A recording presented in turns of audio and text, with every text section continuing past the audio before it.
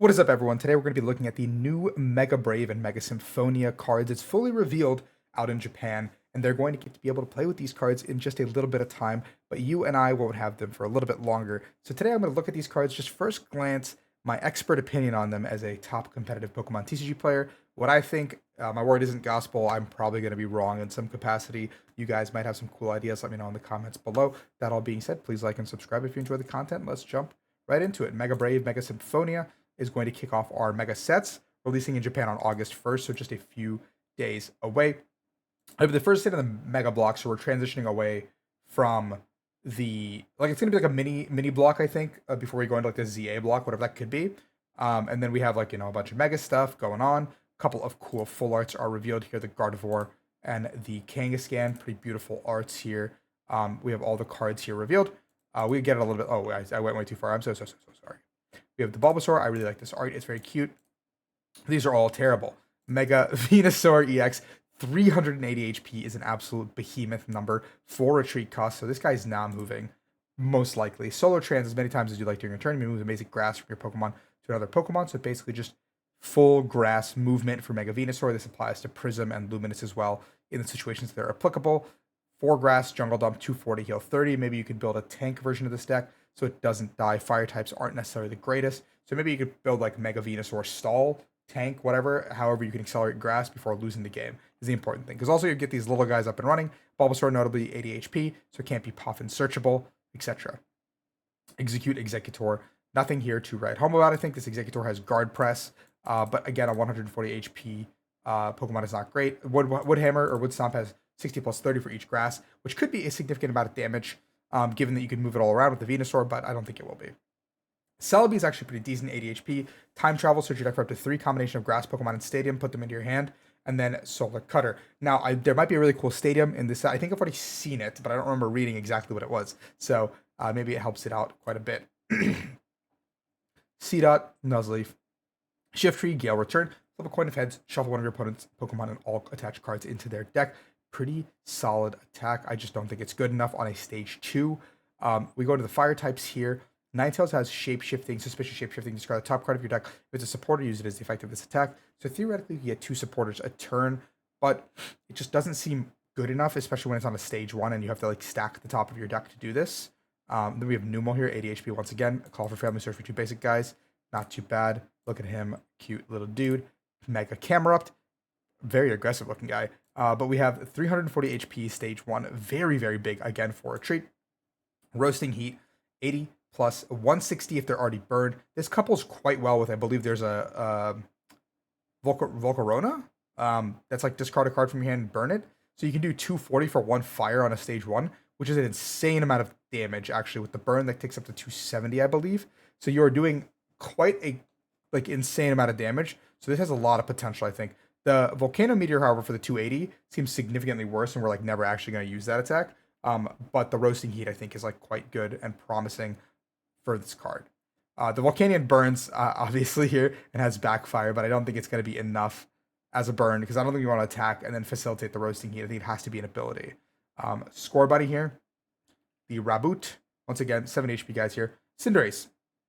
If this Pokemon is in your hand when you're setting up to play, you put it down face down as you're active. We've seen a couple of cards like this throughout the Pokemon's history, and they've all been pretty decent. This has Flare Turbo, 50, searching for 3 basic, and attach them to your bench Pokemon any way you like. So you can power up something very, very easily here, something that requires a lot of energy to work. Maybe this Mega Venusaur, but putting them on a Bulbasaur is pretty easy for it to get popped, I think. So this is a card that I think will likely see play at some point in its lifetime. I just don't know if it's the correct time right now to see play. We only have 1 water type here. Corvish. Okay. Nothing crazy here. 1 psychic type. Gimme okay. And we're jumping straight to the fighting types. Interesting. Sandshrew. The Sandslash is also pretty awful here. Sand attack 50 during your next turn. Flip a coin. If tails, nothing happens. We see the Onyx hitting the fray here with the bind.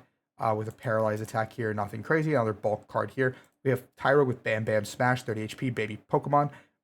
No colors attack 10 plus 30 for each heads until you get tails.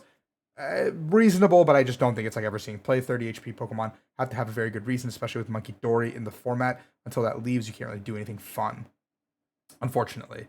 Then we have Sumo Catcher Makuhita here. Once during your turn, you may play this card from your hand to evolve on your Pokemon, switch your opponent's bench to their active. So another conditional gust card that's being printed in a way to gust up your opponent's Pokemon, like Umbreon VMAX, Luxray GLX kind of thing on a much weaker Pokemon without a good attack. I think Wild Press is very difficult to use with 3 fightings, but I like conditional gust existing in the format because it gives you some opportunity to deck build. I'll get to that point later because there is something I want to talk about in this video about the conditional gust at some point. We have the Lunar Cycle ability from this Lunatone here. Once you're in turn, you get Solrock in play, discard a basic fighting from your hand, and draw 3. You can't use more than one Lunar Cycle ability once per turn, so it's a once per turn, hard once per turn ability.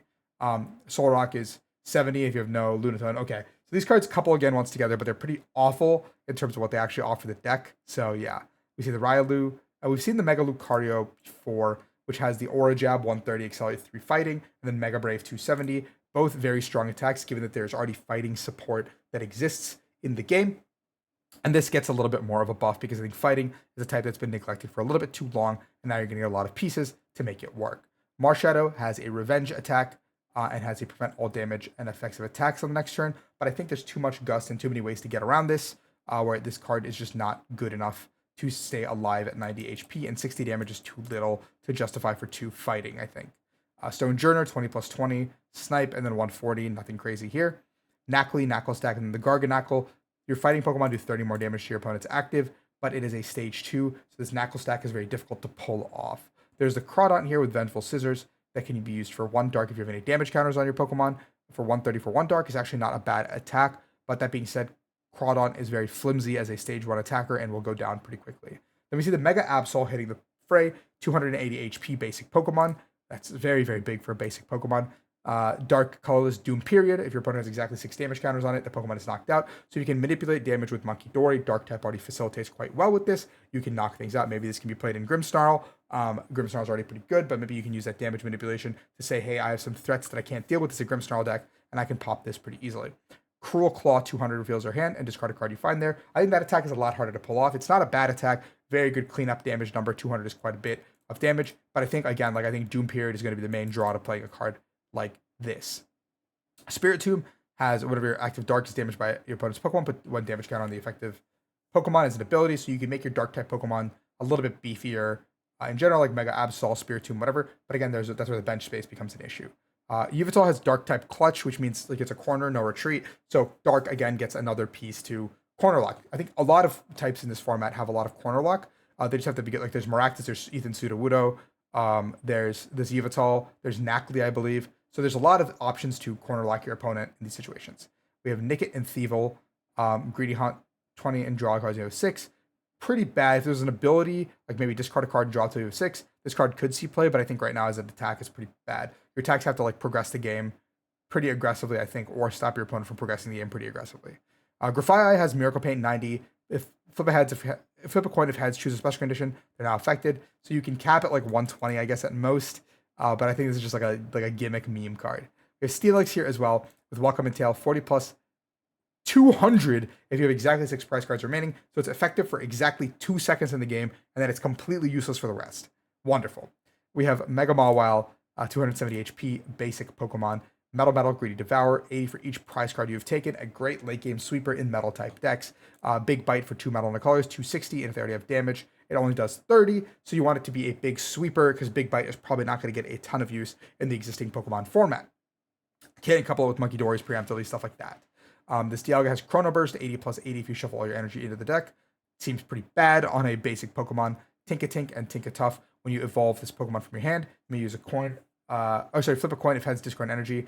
A little bit of a cool disruption technique if while you're evolving all the way up, but it has to be from your hand, so TM Evo doesn't work. But then Tinkaton has 240, minus 60 for each energy attached to the opponent's active. So a really big drawback depending on what you're swinging into as this Tinkaton. So as a stage 2 deck, I don't think it can work.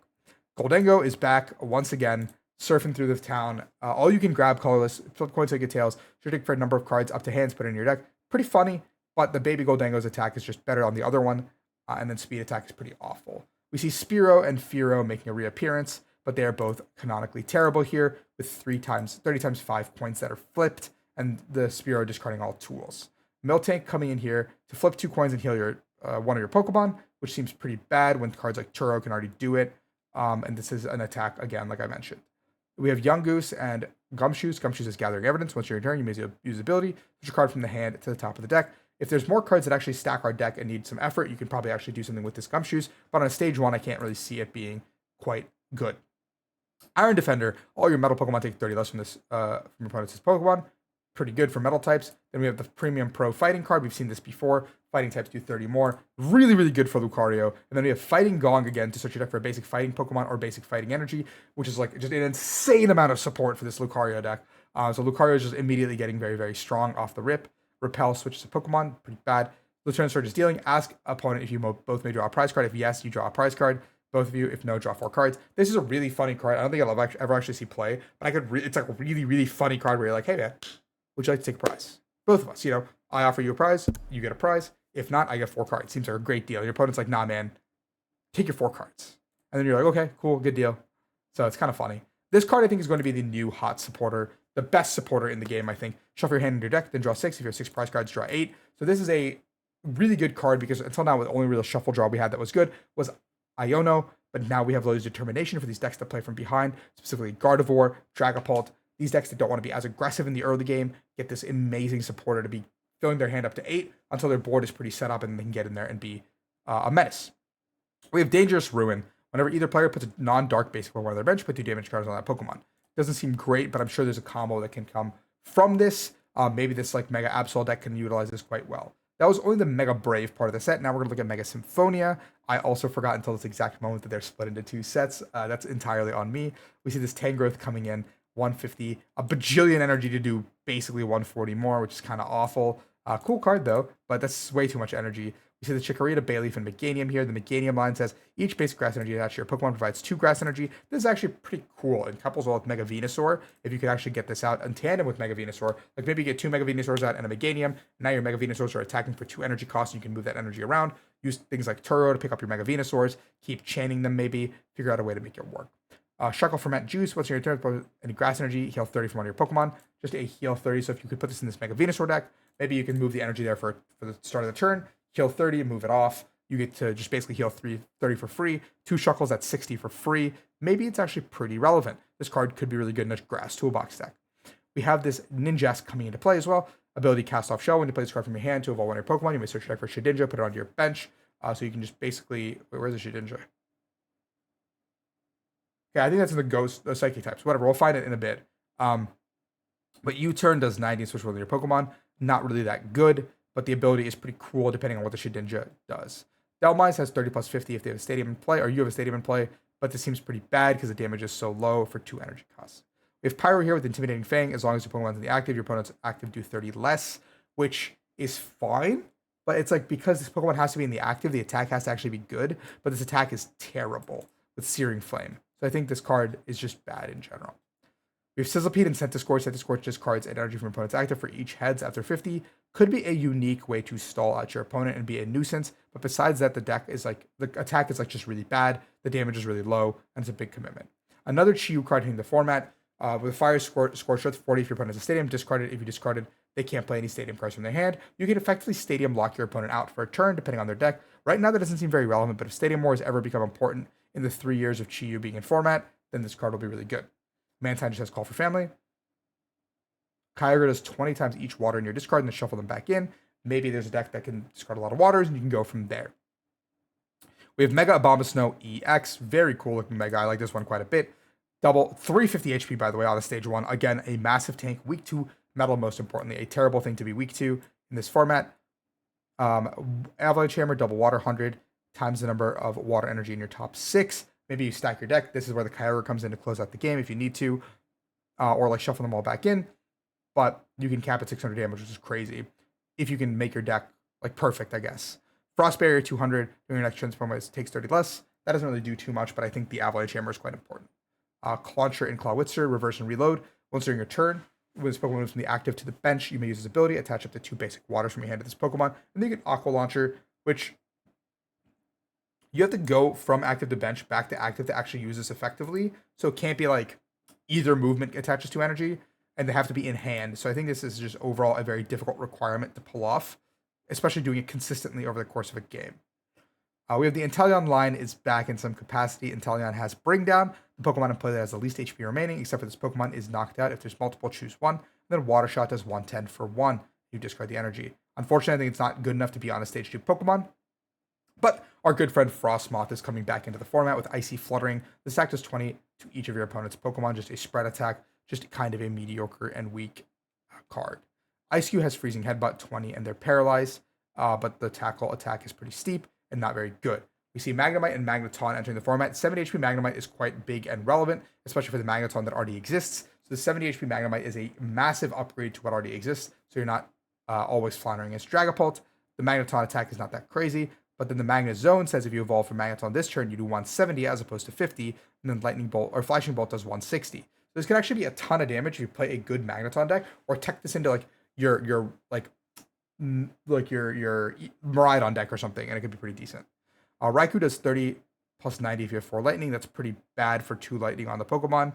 Another attacker with electric though, if you wanted to have it. Electrike does really not much here, but it's 70 HP, so easily searchable. Mega Manectric, another Mega coming into the format. Stage 1, 330 HP. Big, no retreat cost, very important to note. Weak to fighting, that's not good. Flash Ray, 120. You prevent all damage done to this Pokemon by basic Pokemon. Pretty good. Then Riot Blaster, 200 plus 130. If you discard all 3 lightnings, it's a very steep cost, and you're capping at 330. So, which is a crazy thing to say. Some of these Pokemon are a lot bigger. So unless you can guarantee a one-shot, Riot Blaster seems terrible to use. But Flash Ray seems really good into these big basic decks, which I think, if that actually happens, would be really good. Tiggly Scissors on Pachirisu, 10 damage, and they take 8 damage counters on a defending Pokemon, but it's only defending, so bench is fine, unfortunately, for this card. Heliolisk is just pretty bad. Dazzling Blast for Confusion and Headbolt. Abra can switch with Teleportation, on brand. Kadabra, when you play this hand from a Pokemon from your hand, draw 2. If you go into Alakazam, draw 3. So basically you can net 5 cards from the whole evolution line. Is it worth putting this thick evolution line into your deck to draw more cards? I guess depends on the deck. We'll see. It's not a bad ability, but it's not a good ability. 30 for each energy attached to your opponent's active, 30 plus. Double Psychic, not too bad, not too good. A new Ralts hitting the format as well for our Mega Gardevoir.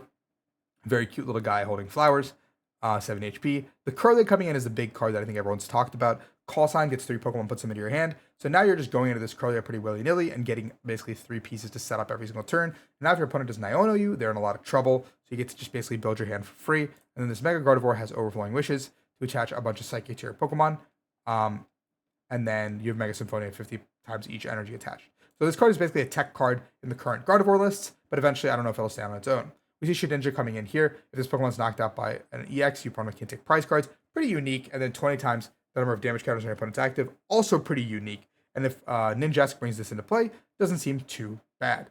Grumpig, Energy Step. Once on your turn, you may play this card. You may look at the top 4, attach any basic energies. It has to be evolved, which is really bad. I think if it's once per turn, just like generic, pretty good. But this is pretty bad because it's on evolution. So you have to put this back in your hand. It becomes stuck on your board. Your board doesn't have a great comp at this point, and now it doesn't look good. Xerneas Geogets, search with your Psychic, put it in your hand, or put it on your bench. Not bad. You can set up your Gardevoir line pretty quickly. Bright Horns, 120. Nothing crazy here.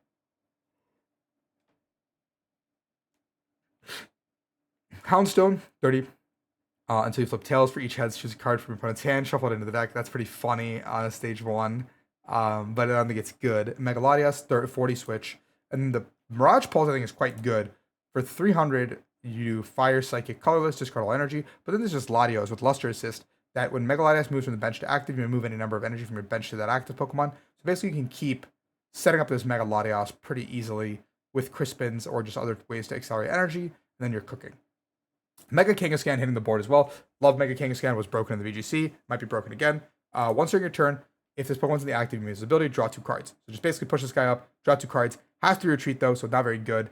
Triple Colorless, Rapid Fire combo, 250 for each heads you flip until you hit tails.